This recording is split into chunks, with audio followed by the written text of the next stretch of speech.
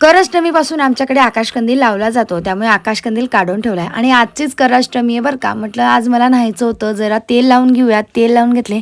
शंभू शाळेतनं आल्यावर काय खायला द्यायचा प्रश्न असतो. त्याने कडधान्यही खाल्ली पाहिजे, म्हणून मी हिरवे मूग आणि त्यात थोडे तांदूळ टाकून त्याला ग्रीन डोसा तयार करून दिला. असे काही काही प्रयोग केले म्हणजे मुलं आवडीने खातात. सो आलटून पालटून मस्त व्यवस्थित त्याला परतून घ्यायचा. सॉस किंवा तूप लावून दिलं तर मुलं आवडीने खातात. आणि शंभूला मी तूप लावून दिलं. पुन्हा दिवसभर कामात गेल्यावर संध्याकाळी पणत्या लावल्या. आजोबा कंदील लावताय म्हणून हे बघायला बसले होते. आणि हा कंदील आम्ही जगन्नाथपुरीला गेलो होतो ना तेव्हा आणला होता. सो खूप सुंदर आहे, कापडी आहे, त्यावरती वर्क केलेलं आहे.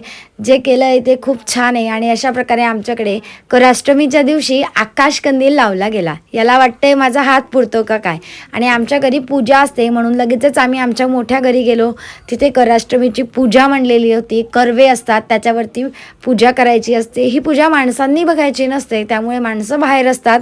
तोपर्यंत आरती वगैरे करून पूजा झाली. मग आम्ही जेवायला बसलो. भेटूया पुढच्या व्लॉगमध्ये.